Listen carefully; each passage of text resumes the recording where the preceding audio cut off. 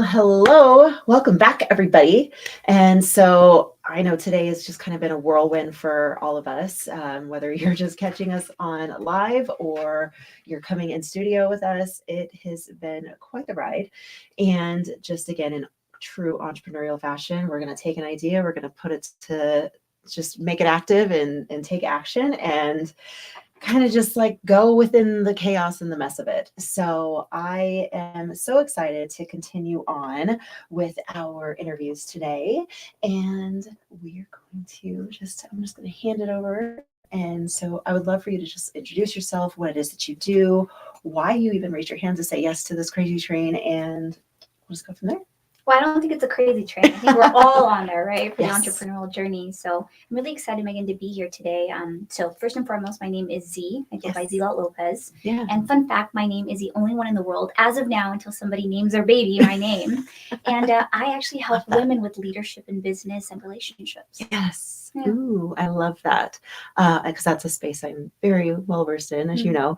And so I would love for you to just go in a little bit deeper as far as what is it with women, especially, and I would say entrepreneurs, leaders, what is it that like a theme that you find that you come across with clients that you work with?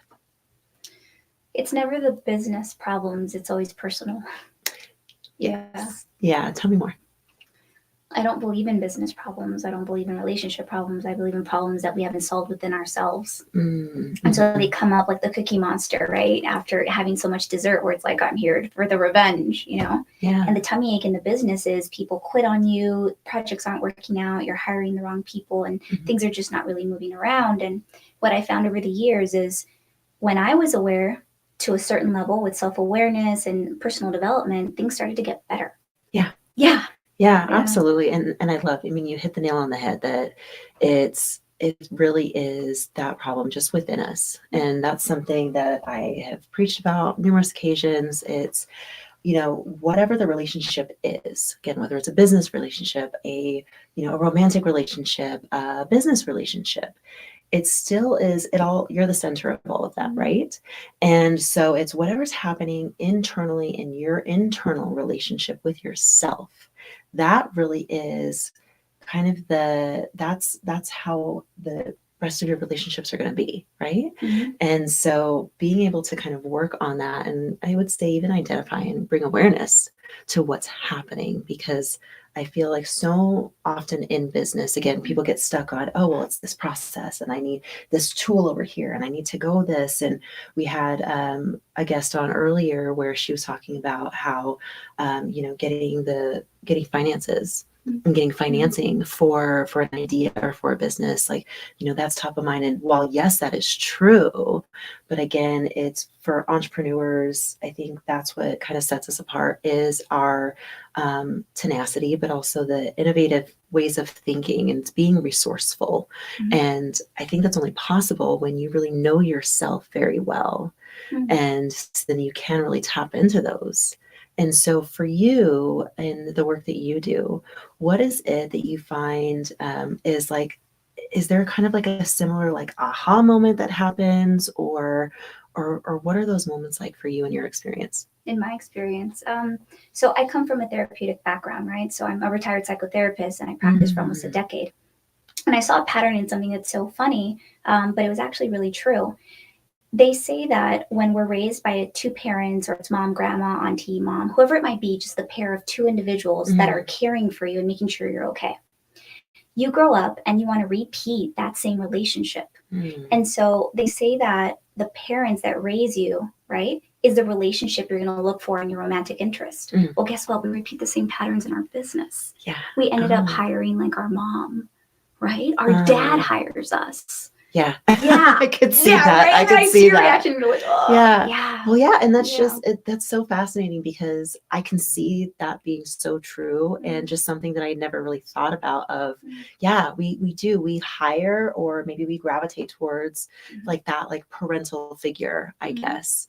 And that would make sense too, because to your point of like, whatever's unhealed, we're going to seek, right? Like it's like, that's like a void to some degree that we feel. And so we're always trying to fill that space. And so what would you say is maybe your advice as far as, how to kind of do that within? Oh man, I love this question because, even though I would teach people this, what I learned is that if you don't do it yourself, how are you going to kind of lead others? You got to lead by example. So it's really simple, but super hard, right? So I just made a list. And then one day I was like, okay, here's mama. And then here's papi, because I spoke Spanish with my parents. Yeah. And then the activity was to make a list of all the yummy, great, amazing things about my mom. And then the things that are not so great. And same for dad. And when I made that list, I was like, okay, Z, where is this popping up with your friends, with your love interest, and at work? And I was like, oh. Yeah, you're like, damn it, it's everywhere. I just saw it on the paper and I just cried. And I was like, girlfriend, what have you been doing? And we had a board meeting with ourselves, with all versions of me, the wounded self, the healed self, and the self that was very compassionate. Just said, you didn't know, you just found out. Yeah, I love it. I've had a mentor in the past where, like, one of his sayings that he likes to say is like, the issue, baby, is issue. And so again, it's like, where you go, there you are. Yes, wherever you go, there you are. Yes. Yeah. And so, and again, it's you can, I think a lot of times we really are we're trying to outrun things, and we think it's a place, or we think it's the people, or we think it's whatever the system is that we're in, like people that are like hopping around from job to job or company to company, or they're starting this up here and then they're starting it over here. And I think it's so important to have people such as yourself that where you're like, hey, real talk. It's you keep trying to run, but you cannot run from yourself. Like, it's you. And so I would love for you to share about a time where, whatever you can share, where you maybe had that interaction with a client or with somebody you're working with where they kind of were just like, dang it. Yeah. It's amazing. Yeah, you're like, shoot, it is me. Yeah. I mean, it just happened recently, right? Like I keep it hot in the oven, right? Yeah. So recently, actually, I had somebody, one of my clients, that's a female, and she's amazing, and I've known her for years, and we've just worked together. So she comes on the call and she goes, Z, I have a marketing problem. And I'm like, okay, tell me about it. So she tells me all this stuff. And I'm like, I don't think so. If we diagnose this, because she's also, in the medical field, I was like, I think you have a sales problem. And so the reason I bring that up is because if we're not able to have that realization and then allow the individual just be like, hey, like, what's coming up for you? What do you think? I've always said that in order to allow somebody to have that progress just naturally and authentically, you have to let them know from the very beginning, the whole purpose here is for you to no longer need me and to just see yourself. Yes. And the people that can do it, they do it. And those that don't are either going to say, go kick rocks, no thank you. Yeah. Or my favorite is they're stubborn and then later they come back and they're like, I see it. You're like, damn it, you were right. Yeah. Yeah. And it's a great aha moment. That. Yeah. And I love that you say that too, because I've experienced myself, and just in my work with so many others where, I saw the same therapist for years, and finally I disconnected from her. But it wasn't until later on that I realized that, I mean, yeah, there were some things that maybe just weren't in alignment, but I also got really good at like being the perfect client. And I have gotten in conversations with a lot of individuals too, where they're like, yeah, therapy doesn't work. And I'm like, did it not work, or did you not work? Like, which one is it? Did you not work it? Yeah, exactly. Yeah. And so, but at the same time too, there is this kind of thinking that, there's almost like there's pride in, I've talked to therapists where I've heard this, and I've heard this from coaches too, where they're like, oh yeah, I've had this client for 10 years. I'm like, what are you doing wrong? Like, why? What? Yeah. Like, what is happening that is happening? And that's not something to celebrate unless you really took them through the evolution and you were so diverse. But, for me, I know that I'm in a space of, you're going to outgrow me. I don't know when that's going to be, but at some point I'm going to hand you off. And I think that's also why community is so important too, and building up your network. And that's what we are doing here through Global Entrepreneurship Week and Global Entrepreneurship Network, is figuring out, okay, where are our edges? Where do we need support? Where do we need that growth and that push? But then also, whatever we're doing and whoever we're working with, also being able to like hand them over and say, I took them as far as I could take them. now maybe you're going to take over. Mhm. So what does that look like for you as far as like your network, your ecosystem that you've built up for yourself, but also even to that extension of your clients? I love this question. So this might be something modern, and for others they're just like, girl, I knew that. But there's daily habits that we have, and for me as an entrepreneur, what I realize is if there's something fresh and going on, I want to know. But not only that, open the door for opportunity, and I am responsible for walking into that door. That being said, every single day I connect with 50 new people, regardless if it's through a networking opportunity or a group or online, right? And I share that because as we grow our own community, we get to go through individuals and we get to experience them. Yeah. And based on that experience, we can either recommend, we can encourage and inspire, or we can say hello and goodbye from afar, right? Yeah. And so for me to create my own network and my own community, it's coming from my own personal growth, and it's a reflection of that. Yeah. And so something I've learned over the years that was a very, very tough lesson for me is that if I haven't eaten the food, I probably wouldn't recommend it to somebody to go eat there. And it's the same thing with individuals, no matter how great they are, because they might be good at something doesn't mean they have a good heart. Yeah. And I think I can speak for myself and Elias too. I mean, that's how we even came together, was just so for Global Entrepreneurship Week in Las Vegas, it really has, this is our second year hosting, and each year we know is going to evolve. We have no idea where this road is going to take us. And so, we're testing new things out, such as this podcast, to see, hey, what happens with this? And already today, it's just been the beautiful conversations that have been happening and becoming aware of new things that we were not aware of before. And so with that, again, it's that coming together, but that we're all mirrors, and like attracts like. But it also will attract the reverse to that too. But I think to your point, and kind of something you said is kind of knowing, like, when I do encounter somebody, like, what is that going to look like for me? And what is something that you notice for you as far as like what that process is, as far as, oh, I know what kind of like maybe like bucket they're going to fit into, as far as like, yep, they're for me, like we're now going to be like besties forever and like do all the things, or they're going to be another resource, or nope, then maybe they're not for me, and that's really okay. And so how have you found that for you, as far as like being able to like identify that? Yeah. Okay. So I'm going to speak to this in like a business like mindset, right? So funny because I was having a meeting with my sales lady, in my team, my sales team, and she was like, Z, like, I need buckets. I don't understand. Like, where do these individuals go? And I'm like, okay, honey, listen. Bucket one is time wasters. These are people that will just take, but it's not give and take. As you give, you take, and as you take, you give.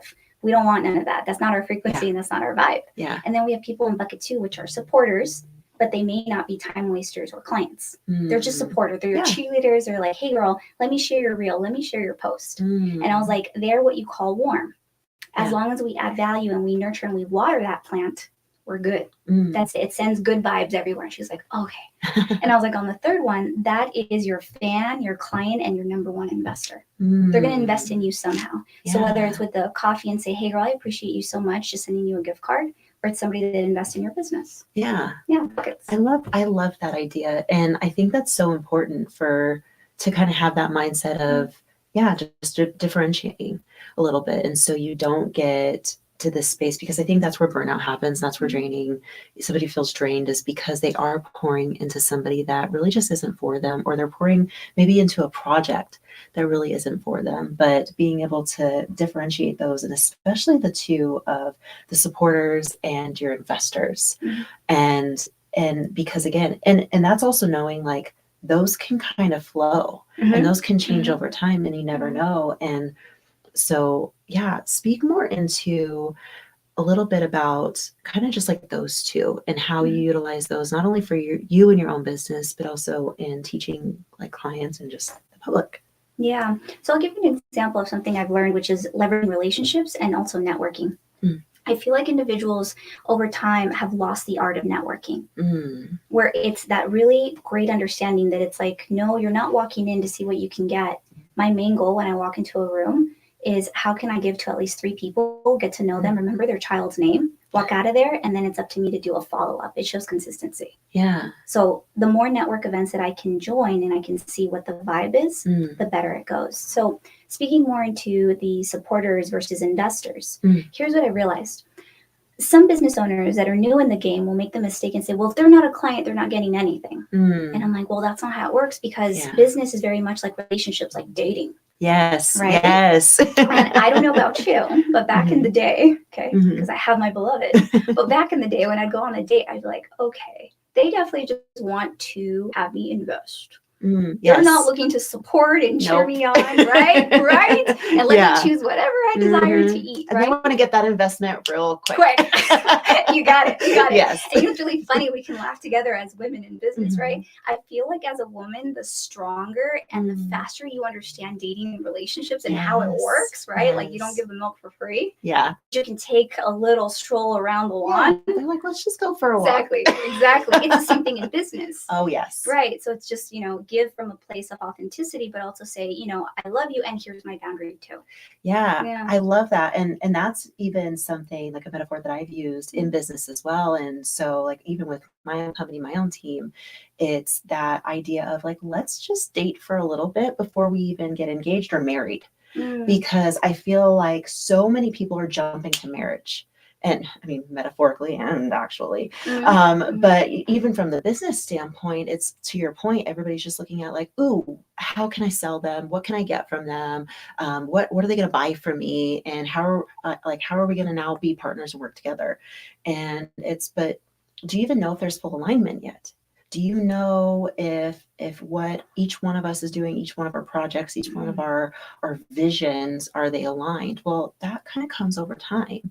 Like, yes, you will get some like initial synergy, but again, depending on what it is going to entail, what the project's going to entail, or what the partnership is going to entail, there's so many different nuances that come up over time. And so that's where it really is like, hey, I've heard some people say, with their first interaction that they like to take them to lunch or they like to take them to dinner.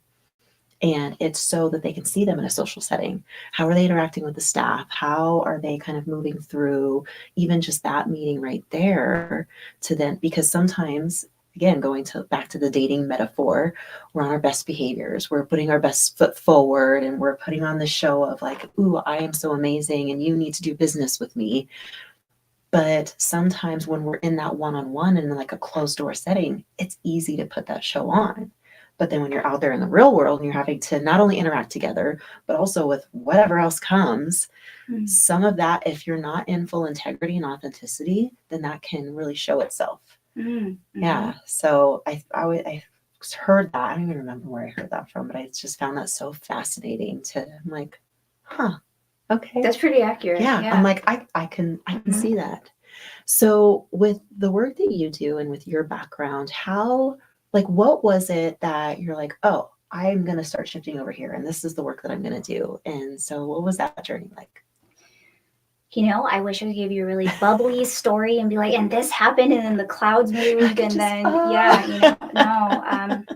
So my dad passed away shortly 2 years ago. And the way he passed really just woke me up. It was like somebody just threw cold water on me one day and was like, wake up, sister, wake up. And so when I woke up, I realized I wasn't in alignment fully anymore. And not because it just was off, but because it had already served its purpose. The way I explain it to people when they're like, Z, why would you go to school for so many years, like 10 plus years, whatever, yada, yada, with, degree this, degree that, just to give it up and surrender? That makes no sense. And I was like, but it does make sense because it's like rice that's cooked.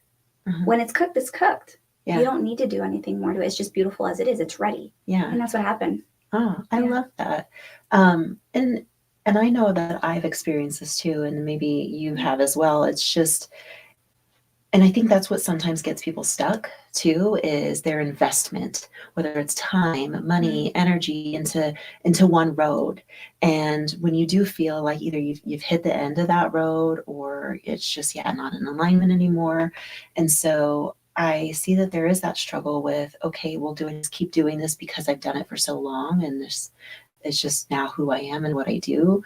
Or do I take this gamble of trying something brand new and different? But also knowing that it's not all for naught. Like you had to go there to get here.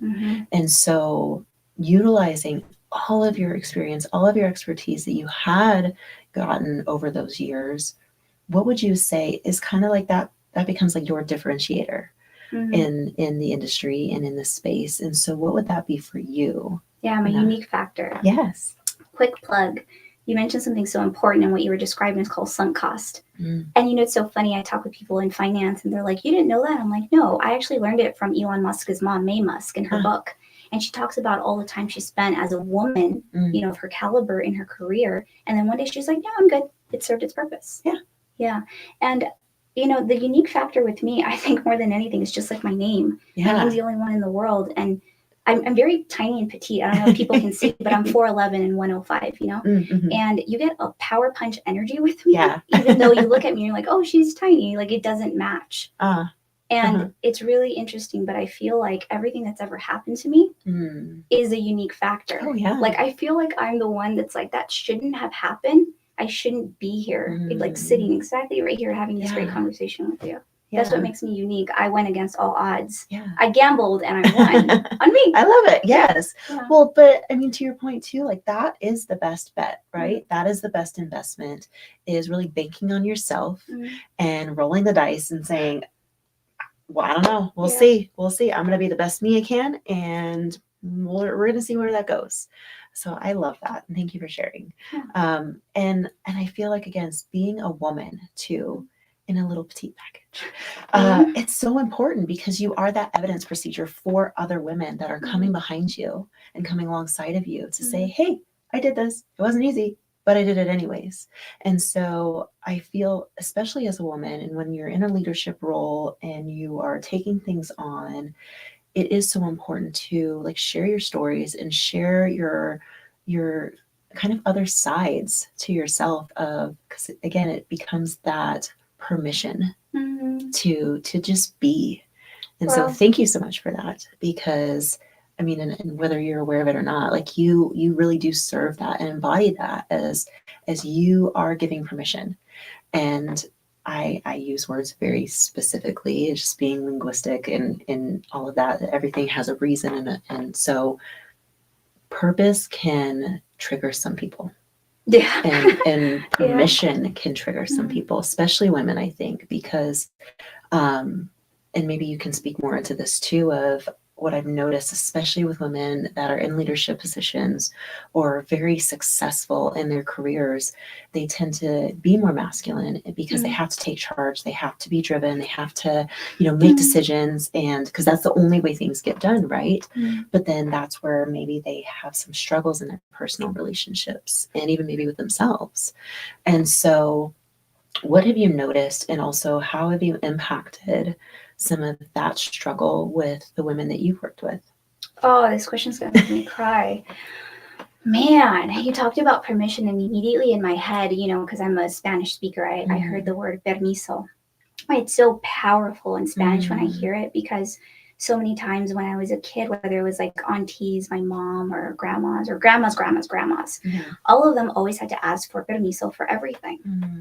For everything, like to breathe, to be, like, did I wake up okay? Like, do I look okay? Their validation was external, how many sons you were able to give. It goes so deep. It goes generations, Megan. Yeah. And, it's so funny, but this morning my partner was like, hey, I learned something really cool from Jeffy B. Bezos. And I was like, oh, cool. Like, what is it? And he's like, the book asks, what kind of ancestor do you want to be? And it was so funny that when my dad died, it just barely hit me recently that he's an ancestor. And I was like, whoa, I'm coming up. Like, I'm going to be an ancestor for somebody one day, that little girl or that woman or that woman and that woman.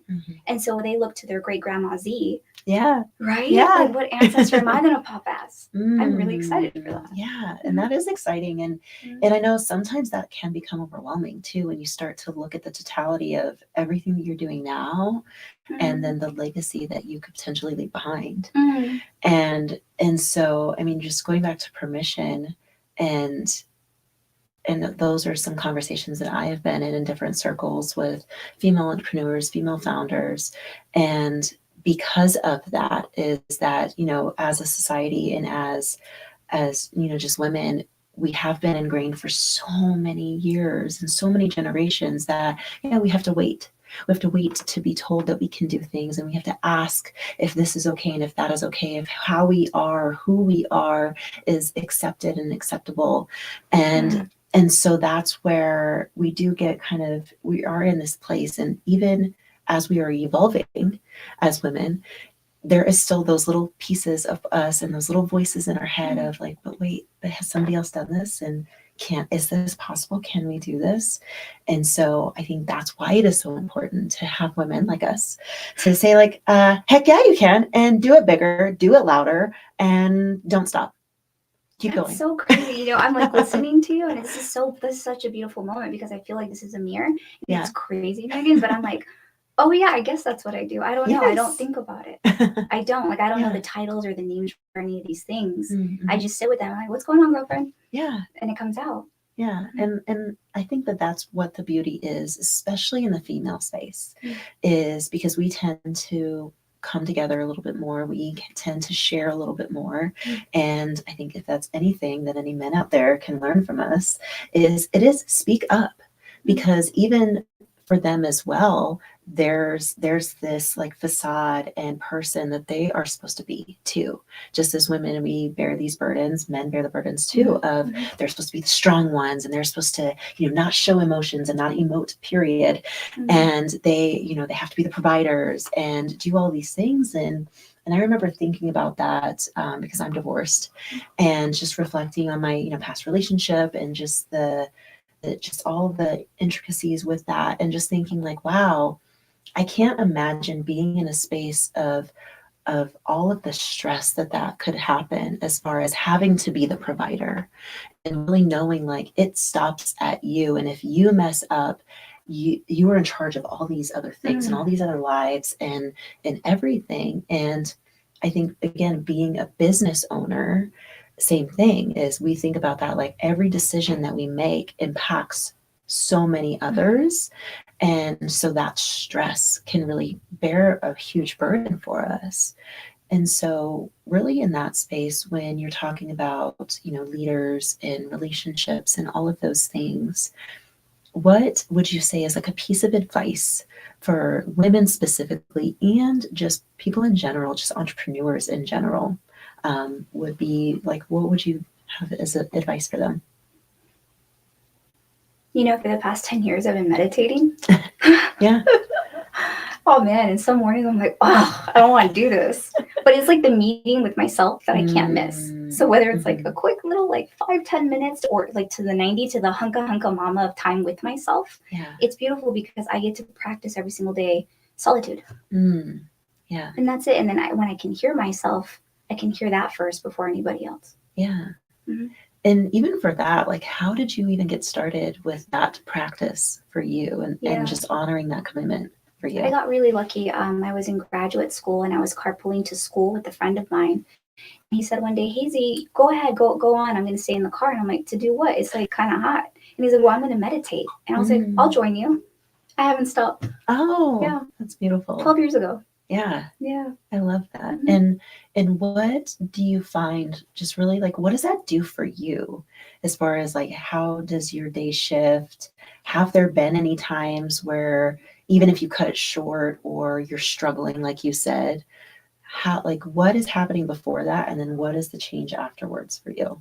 It's so funny. Somebody actually asked this to me, and I was like, okay, I need to give them like a good visual. So you know how we take out the trash? And when you take out the trash, you have like steps, right? So you got to like close the bag, and then you take it outside the door, you take it to, wherever it needs to go. Yeah. Well, if you don't take out the trash on day 1, you might be okay. Day 2, Day 3, like we're in trouble. Yeah. Right? It's just like when we don't take a shower. It's the same thing when you don't meditate. You haven't taken out the trash that's inside you out, and you haven't washed your spiritual self. Yeah. Oh, I love that. Yeah.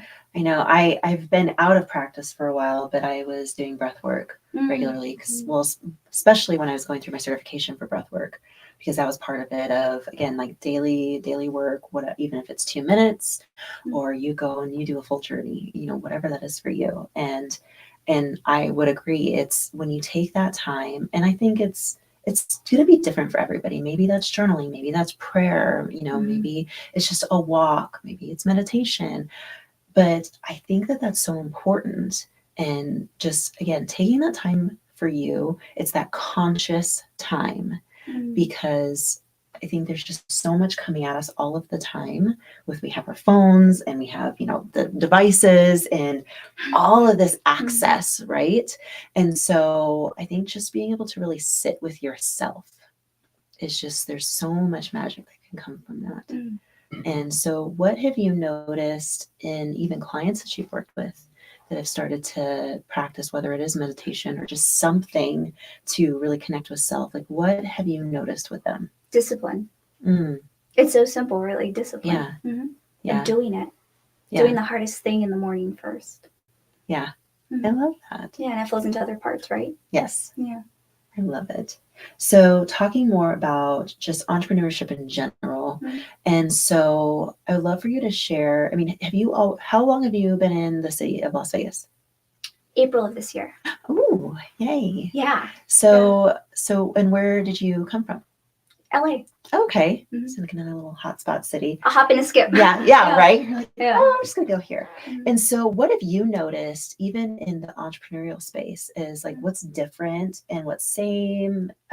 What would you maybe like to see here that is not here? Some of those. Yeah, actually, I have something really great to share. I think Vegas has given me more than a warm welcome than any other place that I've ever been for the entrepreneurship space. Yay. Yeah. Vegas, I had to think about this for a while, and I was at my sister's house and I was eating soup and I'm like, what's Vegas? What's Vegas? And I was like, oh, it's a magnet. It pulls people from different parts of the world, but also different mindsets. Yeah. There's so much variety. Yeah. Just like the buffets or the restaurants here, right? And then in LA, I'm an LA girl, but in LA, I also noticed it's kind of like it's more superficial and it doesn't go a layer deep. And I feel that Vegas, it's a hit or miss, like anything, but it does allow me specifically to go a layer deep. And I like that. Yeah, and that's just it. Is that some people will share and say that with Vegas, it's once you get into it and you find your people, you find your tribe. Like you can't unfind them, you can't unsee them, because again, to that magnet point, it's like they'll draw you in, and then they already have all these other people, and then they're bringing these other people to you, and it just starts growing and building from there. And so, like, I mean, again, I've lived here my whole life, so I always love to hear other people say how much they love the city, because I absolutely love the city. And again, it's being able to see, like, what is the magic here? And what is different here, and why should more people come? Why should more people start things, and again, build up this ecosystem that we're working so hard with Global Entrepreneurship Week? As I mentioned earlier, it's kind of like that magnet where it just energy calls in energy. Yeah.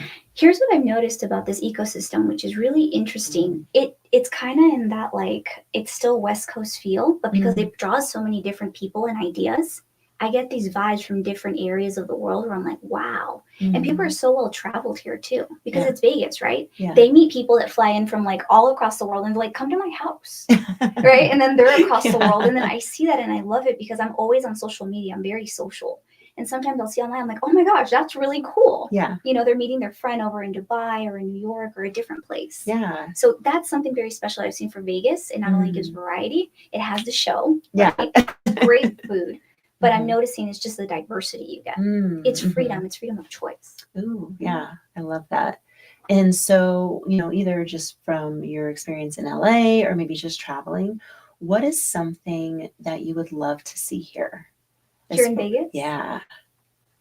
From like a business or like entrepreneurial standpoint, or even just like development, period. Maybe you can start it. I don't know. You know what? It's really funny. Now that I've been flirting with the city, right, and getting to know the city, I notice it has really cute and amazing pockets. Like I noticed there's like an industrial space. Yeah. And then there's a ladies of the night or the strip club, or you're Vegas. But then I don't think, and it's so beautiful that on the map it says enterprise. And at first I was like, I wonder if that's the little pocket for business entrepreneurs. I wish it had that. Okay. Like its own little corner where it's like, here, this is all business. Start, grow, scale. Like you're looking to establish your entity, go right here to this building. Yeah, something like that. Yeah, I love that. And we'll definitely have to get you kind of plugged into some of the things here, because, just some of our other guests that we've had on, ones that we will have coming up, and even just some of the other conversations happening. I spent some time at UNLV last week and just hearing different things they're doing at the university and what they're wanting to do within the city. And so I just think it's so great to just get plugged into all of those things. And yeah, just to share, like, okay, this is what we should do. Okay. And then it's all right, but how do we do it? Like, who needs to be in the conversation? And again, that goes back to the beauty of Global Entrepreneurship Week, is it is bringing those things of, hey, have you guys thought of this? Okay, now how can we make it happen? And what needs to be there? Who needs to be involved? And what is that, like 1, 2, 3, 4, 5 steps? So yeah, I'll have to continue it a little bit more.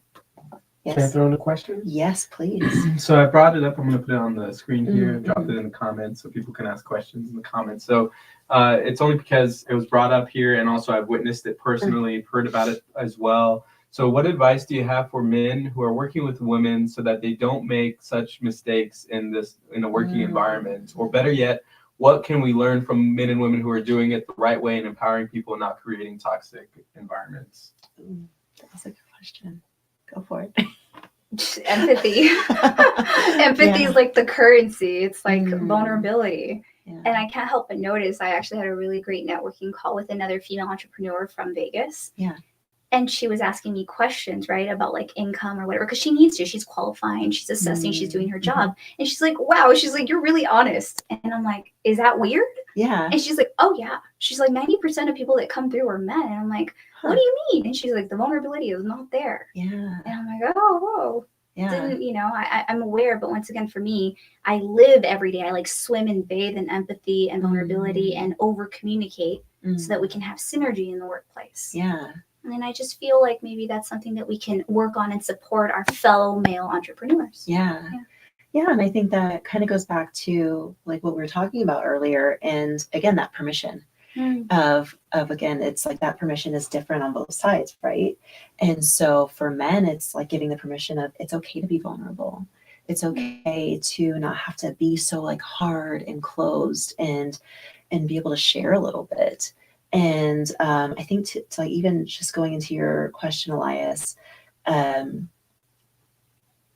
think it would just be being open to learn and not thinking like, oh, like either you have to have the answers all the time or that there is one wrong and right way to do anything. But yeah, I think that's kind of helpful too, right? Yeah. It's so funny. Yes. Recently, like, what do you think about this question to ask the other opposing sex or gender, right? However the person wants to identify. How do you help blank? Like, how do you help women to men, right? Or women, how are you helping men? Right? Yeah. Because then when people see the menu, they're like, oh, I can ask for help with this. Yes. Yeah. And I love that. And I love that you were saying it for everything because it can so easily just be one way, like, ooh, how are you helping women? How are you helping minorities? How are you helping this? And it's okay, but that goes all the way around, all the way around. And, because again, like one isn't better than, less than. It really is making sure, like, how are we improving the environments for everyone involved and amplifying that and giving the space to be. Yeah. Awesome. Well, I think to wrap it, I would love to ask you, my last question would be, what is maybe something, just some like a book or podcasts or just a person that you've just been consuming from that you think just you want to share it out there, you want to highlight, and thank you for the question. This has been my go-to for forever, and I reread and I reread every single time. It's my all-time favorite book. It's The 4 Agreements by Don Miguel Ruiz. Right? I just, every time I'm like, oh, don't take it personal. Don't take it personal, Like, okay, gosh, I forgot. That's it.